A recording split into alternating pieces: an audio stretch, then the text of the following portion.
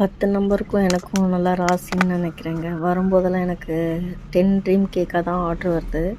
சரி நம்ம வழக்கம் போல் சாக்லேட்டை மெல்ட் பண்ணி இந்த மேலே ஊற்றலான்னு சொல்லிட்டு டப்பாவை திறந்தா ஃபுல்லாக அந்த கனாஷ் மூடியில் மேலே போய் ஒட்டிக்கிச்சு. மண்டை ஓட்டை திறக்கும் போது அப்படியே கபாலமே தெரிகிற மாதிரி உள்ளேருந்து ஃபுல்லாக எல்லாம் தெரிய ஆரம்பிச்சிச்சு. சரி எப்படியோ மேட்ச் பண்ணி அது திரும்ப அதிலே ஒட்ட வைக்கிறதுக்குள்ளே போதும்னு ஆயிடுச்சு எனக்கு. இதை க்ளீன் பண்ணவே ரொம்ப கஷ்டப்பட்டேன். மேலே கொக்கோ பவுட்ரு டெஸ்ட் பண்ணிவிட்டு கொக்கோ பவுட்ரை கொட்டி ஒரு வழி பண்ணுறேங்க நான் இந்த ட்ரீம் கேக்கில். அதில் கேக்கில் போகுதோ இல்லை கீழே தான் ஃபுல்லாக போயிடுச்சு. அதை க்ளீன் பண்ணுறதுக்குள்ளே போதும்னு ஆயிடுச்சு எனக்கு. உங்களுக்கும் இந்த மாதிரி ட்ரீம் கேக் வேணும்னா மேலே தெரிகிற வாட்ஸ்அப் நம்பர் காண்டாக்ட் பண்ணுங்கள். அது மட்டும் இல்லாமல் ப்ரௌனி ப்ரௌன் சுகர் அண்ட் வீட் ஃப்ளவரில் தான் செஞ்சிட்ருக்கேன்.